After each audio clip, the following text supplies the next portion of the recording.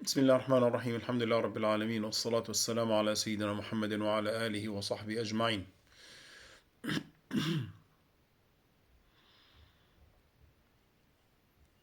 Je ne sais pas comment vous ressentez les choses, mais c'est un plaisir d'aller vers le Seigneur et de discuter avec lui. Pour ça, il nous a dit, venez et discutons. C'est une grâce que l'Éternel nous accorde. Allah, le grand, qui nous aide pour comprendre ce qu'il veut. Vous voyez, donc, normalement, quand j'ai commencé à regarder le livre d'Ésaïe, normalement, je regardais des fois donc, la Bible pour comprendre comment donc,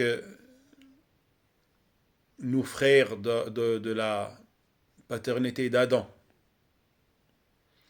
et nos frères dans la foi sincère et unique qui nous réunit tous. Mais là, donc, ce qui m'a poussé donc, à regarder donc, le livre d'Ésaïe, c'est ce que Netanyahou a dit. Et là, exactement ce qu'on a vu tout à l'heure, donc comment tu désobéis à Allah et tu veux en même temps qu'Allah t'aide. Donc ça ne tient pas.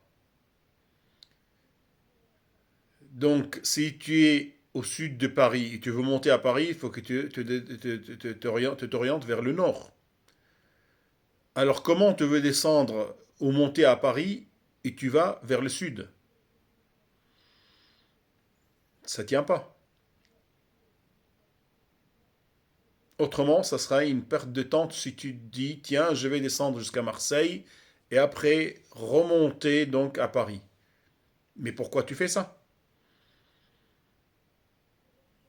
Parce que normalement, Paris est au nord. Et rien ne t'assure que tu allais pouvoir descendre jusqu'à Marseille si on prend un point d'inflexion pour retourner vers le nord. Rien ne peut te garantir donc que que tu auras la possibilité de monter après à Paris, donc vers ta destination première. Et avec Dieu, donc on ne peut pas arriver à Dieu par la désobéissance. On ne peut pas arriver à Dieu par l'injustice. Et justement, quand j'ai commencé à regarder ça, j'ai trouvé donc déjà donc comme je l'ai dit hier dans le live, dans cette prophétie d'Ésaïe, donc il y a mention du prophète sallallahu alayhi wa sallam. Donc le prophète Mohammed sallallahu alayhi wa sallam, le prophète de l'islam.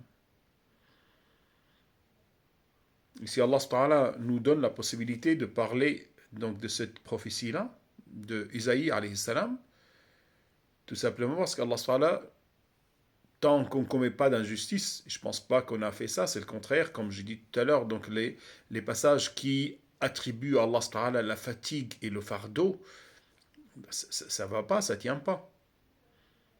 Et là, donc, d'une certaine manière, c'est épargner Allah subhanahu wa ta'ala des faiblesses. Car Allah subhanahu wa ta'ala, aucune faiblesse ne peut le toucher.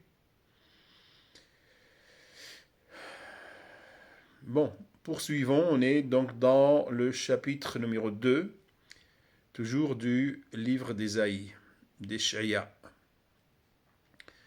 Il dit,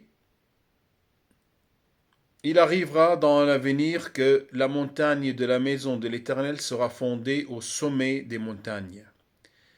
Elle s'élèvera au-dessus des collines et toutes les nations, toutes les nations y afflueront. Affluer. D'accord? Des peuples s'y rendront en foule et diront, venez, montons à la montagne de l'Éternel, à la maison de Dieu de Jacob.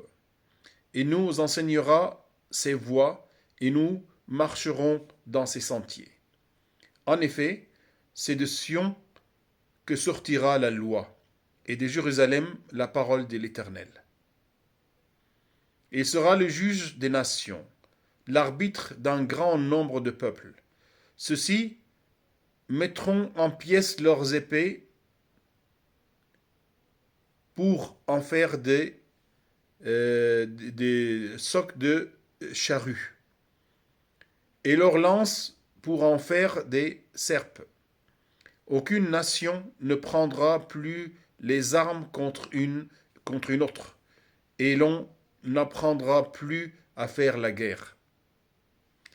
Famille de Jacob, venez et marchons à la lumière de l'Éternel.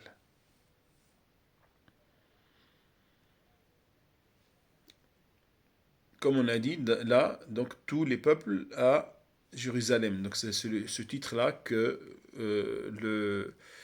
l'auteur ici, l'auteur entre guillemets, donc a donné à ces versets-là. Pour dire donc Dieu est au-dessus de tout. Et Sion qui signifie un lieu de tranquillité, un lieu de paix, correspond donc à tout lieu de paix. Et normalement, là, il est cité plus loin, parce que comme on l'a dit ça hier, je ne l'ai pas dit aujourd'hui, donc il y a 66 chapitres dans le livre d'Ésaïe. Et normalement, donc en revenant à Netanyahou, Netanyahou donc a pris donc un passage du 60e chapitre. Ça veut dire normalement, donc quand on veut, et ça je l'ai dit hier, quand on veut extraire un passage d'un texte, l'honnêteté scientifique nous dit de le contextualiser. Il faut donc voir le contexte de ce passage donc utilisé. Eh bien non, normalement, donc Netanyahou n'a pas cherché ça, il a regardé ce qu'il veut et c'est tout. C'est comme tu entres dans un magasin, tu veux un produit. Hein, et tu prends ce produit-là et tu sors sans payer le prix. Comment tu vas être traité? Est-ce que ce serait faisable? C'est faisable. C'est faisable parce que tu es un voleur dans ce cas-là. Un fraudeur. Mais normalement, il faut que tu payes le prix. Il faut que tu regardes le prix, que tu ailles vers le vendeur, tu lui donnes le montant indiqué, et après, tu peux sortir avec ce produit-là. Et là, non. Donc, Netanyahou veut donc ce produit-là, et c'est tout, sans payer le prix. Et ça marche pas, ça va pas. C'est pour ça, normalement, donc, une personne qui vole donc, va être sanctionnée. Donc, si, comme maintenant, les vigiles donc, vont être gentils, vont récupérer le produit et dire, bon, dégagez. Si maintenant, en fonction de l'importance de ce produit-là, de sa valeur, tu peux être, donc on va appeler les flics, et ainsi de suite. Je ne connais pas la procédure, donc je ne sais pas quelle va être la sanction, mais dans tous les cas, donc pour dire c'est une démarche illégale, illégitime, donc insincère, comme j'ai dit, par opposition à sincère, c'est un terme que j'ai utilisé, qui n'existe pas dans le dictionnaire, mais lexiquement c'est faisable. D'accord?